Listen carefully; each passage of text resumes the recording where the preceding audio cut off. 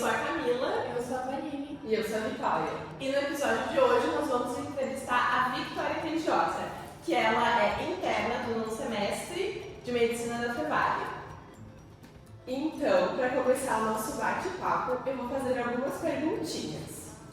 De que forma a telemedicina e a psicologia podem ser inseridas para ajudar povos em vulnerabilidade social? No internato, na faculdade mesmo, a gente acaba não tendo tanto contato com a telemedicina, a gente faz mais tudo presencial, nossas práticas são todas presenciais. Mas agora, inclusive, depois das enchentes, a Fevale está tendo um projeto, junto com a psicologia, de ter essa telemedicina e levar esse acesso para quem está em situação de vulnerabilidade. Mas nas práticas a gente não tem tanto acesso, não. O que eu tive também foi nas enchentes, enquanto eu atendia, eu ia fazendo essas consultas, assim, faço telemedicina com especialistas de cada área do que eu estava precisando na minha consulta, para conseguir atender e levar uma consulta mais especializada para aquele abrigo ou para aquele local que eu estava atendendo. Perfeito.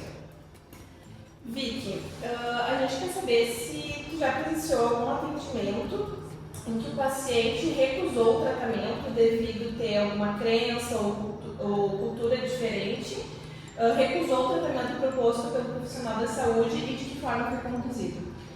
Eu presenciei na gineco, agora que eu passei, que a paciente tinha indicação de realizar uma cirurgia, mas a mãe negou, não quis, e a paciente era menor de idade, então quem tomava as decisões era a mãe mesmo. E mesmo o médico tentando, explicando tudo, não foi aceito. E aí, depois, a gente descobriu que elas eram fazer parte de uma religião que não queria e que não permitia e que não ia deixar conduzir daquela forma naquele momento. E a gente não tem como ir contra aquilo, porque na verdade é um direito do paciente não querer o que a gente está propondo. A gente pode entender que é melhor e saber que é o melhor para ele, mas se ele não quiser e não entender, tem que ser do jeito que ele quis. Sim, muitas vezes então tem que ir de contra a tua opinião e o que tu acha que é o certo, né? Sim, tem que. Na verdade, o paciente tem direito, ele tem direito de escolher o que ele quer fazer. O que a gente pode tentar fazer é tentar explicar para ele e tentar mostrar que o que a gente está querendo oferecer é o melhor. Mas se ele vai entender, se ele vai aceitar, aí é totalmente dele. Então, nesse caso específico, o médico aceitou o que a mãe do paciente queria e ela não precisou de cirurgia nenhuma. E falando só um pouco sobre os mecanismos de defesa da psicologia. Em doenças graves, assim, que o paciente e a família eles não aceitam o diagnóstico, como doenças mais severas, como a equipe de psicologia hospitalar pode ajudar no manejo dessa situação? Olha, a equipe de psicologia e até assistência social, isso tudo funciona muito em todos os locais que eu passei até agora.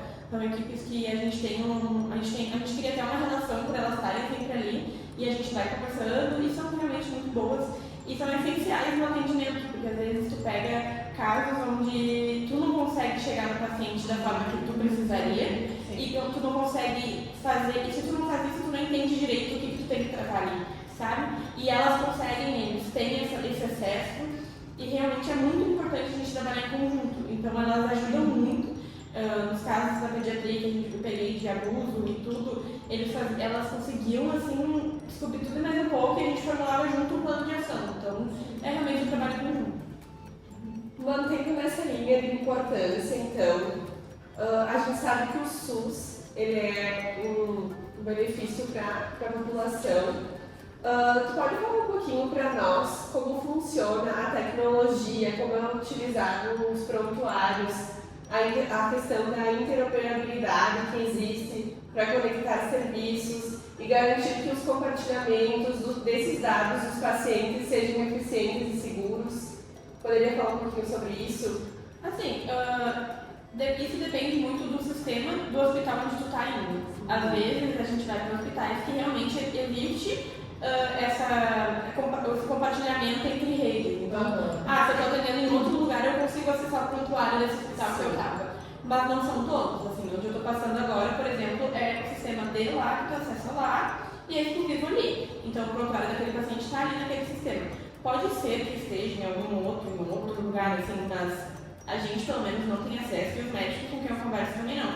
Às vezes, aqui no CES, chegam médicos que a gente queria ter acesso, ou procurar, ou ver alguma coisa no prontuário, e a gente não consegue ter esse acesso.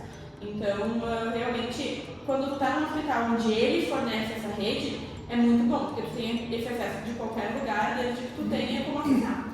Mas não são todos os hospitais. E sobre o CID-10, poderia falar um pouquinho para nós como funciona? O CID, ele é também, porque existe uma forma em cada hospital de fazer tudo, né? Muda de um hospital para o outro. Onde eu estou passando agora, para tu conseguir evoluir um paciente, tu é obrigado a colocar um CID. Se tu não coloca, tu não evolui. Então, em qualquer momento o CID está lá. Então, o próximo médico, o próximo profissional que for ver a tua evolução, vai ver o CID que tu colocou. Então, esse segmento existe nesse hospital que eu estou. Mas os que eu fiz antes, tu não trabalhava com CID, pelo menos não no sistema, tu não colocava. Lá é obrigatório. Então depende muito do hospital também, né? Sim. Tem hospital também que coloca nos atestados, se não. Só que daí quando coloca tem que pedir para o paciente assinar junto de está divulgando o CID, então tem toda essa função. É uma praticidade, mas ainda tem muito ao que evoluir, né? Claro, porque tudo na medicina beira ao local de trabalho. Então assim, pode ser que tu vá e lá tenha um jeito de fazer, um jeito que funciona, aí tu vai pro outro, muda tudo. Tudo que tu aprendeu lá não funciona aqui. Então muda muito o lugar. Perfeito. Vicky, então, ainda focando no sistema único de saúde, principalmente também na atenção primária, qual a importância do letramento em saúde, né, para melhores resultados de saúde de fato, né? Como, por exemplo, a informação, alertar os pacientes e as comunidades sobre doenças, vacinas e cuidados. Eu acho muito importante, tipo assim, muito. A gente vê hoje em dia que isso mudaria muito o percurso das doenças, mudaria muito a forma que chegaria na gente também. Então, a própria dengue, que a gente teve agora, muita dengue, eu quando teve isso porque eu estava na UPA. Então, a gente via muito mesmo, e às vezes o paciente chegava achando que o que não podia tomar era dipirona, daí era ibuprofeno. Então, tipo, aquela coisa que ninguém sabia direito nada, todo mundo acha que sabe, não sabe, sabe? Então, fica essa informação perdida. E o teste pode fazer em que dia? Até o dia, primeiro dia não vai positivar, não, o sétimo não vai, então não tem informação. E isso nos ajudaria no dia a dia, porque hoje em dia a gente tem tudo muito lotado, é UPA lotado, é UBS lotado, é hospital lotado. E às vezes falta um pouco de direcionamento, que eu acho que outra informação importante é para que funciona cada área da saúde. Para que eu vou na UPA? Para que eu vou na UBS? Para que eu vou procurar emergência no hospital? São lugares diferentes, para atendimentos diferentes. Então, falta muito isso. O que tem de gente com sintomas gripais simples na UPA, esperando 6, 7 horas para um atendimento que é de UBS, de consulta marcada. Então, essa informação não chega, não tem. Então, algumas doenças que podem ser evitadas com a dengue, cuidando água, cuidando tudo, ajudaria muito mesmo a dar essa diminuição desse boom que fica em todos os postos de saúde. Sim. Facilitaria tanto para o médico como para o paciente, né? Quanto para o paciente, porque ele poderia evitar, às vezes, uma vinda desnecessária, poderia ele não passar por aquilo se sentir melhor. Então, assim, às vezes, facilitaria para todo mundo, realmente.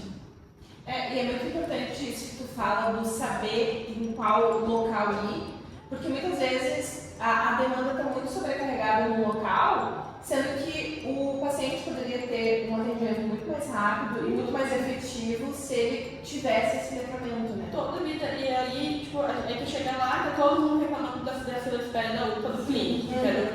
Eu falei que no dia que eu cheguei na UPA, eu tava na pediatria e eu olhei o clínico e eu falei, péssimo dia pra ser clínico nessa UPA, porque era muita gente esperando, muita gente. Mas aí tu vai vendo alguns sintomas não são de UPA, mas eles estão lá esperando, então estão na fila de pessoas que precisariam mais uma vez, porque não tem essa informação realmente.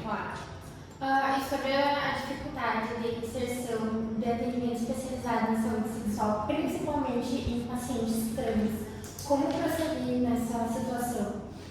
Eu acho que isso é muito importante que exista. Aqui na Cevalha a gente tem um ambulatório trans, que consiste também em 3 áreas, que é a endocrinologia, com a psiquiatria e a ginecologia, então são essas 3 áreas que o paciente pode passar aqui no ambulatório.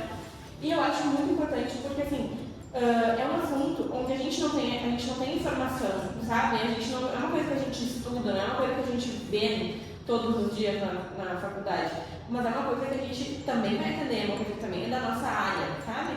Então, eu acho muito importante. Eu atendi aqui quando eu estava no ciclo clínico e o meu primeiro paciente foi eu tava assim, né? Tipo, fica mesmo. Porque tu não quer chatear, tu não quer falar errado, tu não quer deixar a pessoa desconfortável. E no fim, a gente aprendeu junto. O que eu não sabia, ele falava, e o que eu e ele. E assim a gente ia trocando informação. Isso é importante, porque isso é muito importante para eles, porque às vezes eles não têm acesso a nada, sabe? Ninguém tá ali. Eles não têm informação, eles não têm nada. Então, isso é muito importante. Agora no internato eu segui atendendo pacientes trans ali. E no fim, a gente estava até comentando que eles também notam quando tem entonação pejorativa, quando não tem. Então, às vezes, vai errar e ele vai olhar para ti e vai dizer: tá tudo bem, bora junto, sabe? E é muito importante. E o atendimento que fazem aqui no CES é muito legal mesmo. E eu acho que é uma experiência que todo mundo aqui no cara deve passar, porque é muito importante a gente saber lidar com isso. Sim, é muito importante e legal ver que a nossa universidade toma uma iniciativa, tem um ambulatório quanto a isso, está pensando nesse público que muitas vezes, infelizmente, na maioria das vezes é esquecido. Esquecido demais, e assim, aqui eles têm toda essa área, eles podem ir para ajustar a terapia que estão fazendo, ir para a psiquiatria para conseguir, tipo, colocar tudo, né, do jeito que deve ser, e a ginecologia para entender, porque às vezes eles acham que tá, ele trans não precisa de mais nada, tipo, da ginecologia acabou. Não funciona assim. Então, tipo assim, é muito importante, e pra gente é um conhecimento muito bom, assim, é maravilhoso, sabe? E é um aprendizado mútuo, né? A gente aprende mais, muito legal. Então, agora, falando um pouquinho sobre a importância da ética do estudante de medicina. Então, como vocês, seus colegas, prosseguem para discutir casos entre vocês e, mesmo assim, garantir a segurança e privacidade desses pacientes? Discussão de caso é sempre com iniciais do paciente. Tu pega a inicial do nome, inicial do sobrenome, e daí tu parte o caso. Ou tu só coloca o sexo. Tu não fala o nome. A gente não posta e não coloca nada que exponha o paciente que a gente está tratando, né? Inclusive, eu posto bastante no meu Instagram, mas eu nunca posto cara de paciente, eu nunca posto o nome do prontuário. Isso é um cuidado que a gente tem que ter, porque a gente está ali como profissional de saúde. Então, ele está confiando na gente para fazer aquilo. Então, tu tem que deixar tudo que tu vê ali. Então, nada de nome, nada de cara, nada de não sei o que, a não ser que, tipo assim, com foto com criança na pediatria, mãe permita que tu poste a foto, sabe? Sim. Mas igual, eu não posto, eu evito e nunca nome, né? Nunca divulgar nome, sim. Quando for postar exame, se quiser postar, olha que negócio ator, paga o nome, sabe? Não posso. E na pediatria e na genética, que foi onde você passou, com relação aos tratamentos, o médico pode conduzir o manejo de um tratamento que não seja a primeira opção dele para benefício próprio? Ele pode, porque na verdade, quando tu vai, segue o mesmo fluxo do que eu falei antes, tá? Tu vai passando por lugares onde tu vê coisas que tu às vezes não concorda, e aí tu vai para outro lugar e o mesmo caso, do mesmo jeito, é manejado de outra forma, tá? Então, às vezes, para aquele médico, aquela primeira escolha, mesmo que, tipo assim... Mesmo que não seja para benefício próprio. Mesmo que o mundo diga, e os protocolos, entendeu? Lá. Então, assim, quando tu chega numa emergência, aquele médico que tá ali é o que vai tomar a tua conduta. É isso que a gente fala muito para os pacientes, tá? Às vezes o paciente vem uma quarta, mas ela vai voltar sexta para o desfecho. Ela quer que a gente diga, tipo assim, o que vai ser? Cesárea? Vai ser parto vaginal? O que vai ser? E aí a gente fala, tudo depende do médico que vai estar aqui. Porque quem define conduta é o médico que está atendendo no plantão. Então, existem muitas condutas que eles mesmos não concordam entre si, mas ali no momento o que está atendendo é o que vai realizar, sabe? Então... às vezes eu não digo para benefício próprio, mas tipo, condutas que, no geral, se dizem a primeira opção, mas para ele é outra opção. Sim, às vezes não é para benefício próprio mesmo, mas é porque seria mais prático no momento, mais fácil no momento, e é feito, porque na verdade é uma conduta, normalmente, não vai trazer um desfecho ruim, obviamente, né? Então, eles optam por aquele lado. Mas se tu for ler protocolo, ver ordem, ver tudo, realmente tu muda de visão e muda de figura, né? Mas eu acho que isso é importante no internato, é tu saber diferenciar isso. Tipo assim, o que eu tô vendo e o que eu faria se eu fosse médica, sabe? Porque tu vai estar lá pra tu... Sabe, eu digo, o internato tu aprende muito que tu não vai reproduzir, porque tu não vai fazer também. Então, tipo assim, tu vai olhar e dizer, cara, não faria isso, não concordo. E eu já aconteceu direto, que eu saio do hospital e não concordo. Olha que fizeram, eu ligo pro professor meu e fico, olha que fizeram, eu tô muito chateada. E a gente conversa, e eles ficam a hora falando comigo, Vika, olha só, tá tudo bem, tipo, é uma merda, mas tá tudo bem, é ruim, mas tá tudo bem. Então, tipo, o internato é isso, tu engoliu uns sapos pra, tipo, porque tu tá estudando pra isso, tá estudando pra ser melhor, porque aquele médico que tá ali, né? É o objetivo. Pra ser um bom médico. Então, e tu passa por lugares que, onde tu faz o mínimo, tu é um ótimo médico, sabe? Então, Sim. Então, finalizamos as perguntas com a nossa convidada. Agora a gente vai fazer um bate-bola bem legal com ela, um bate-bola surpresa, então. Uma resposta apenas, coisa rápida. Psicanálise ou TCC? Uma especialidade. momento de nem. Uma palavra que te lembre antropologia. Cultura. Cirurgia robótica ou convencional? Convencional. Atenção primária ou terciária? Terciário. Deontologia é? Ética. Por que a FEVAP? E ela é melhor de vários, né? E agora eu pedi pra finalizar um conselho pra quem tá começando a vida acadêmica agora. Primeiro de tudo, eu acho, não entra em tudo, não surta em tudo, porque ainda tem 11 semestres pra gente surtar aos poucos.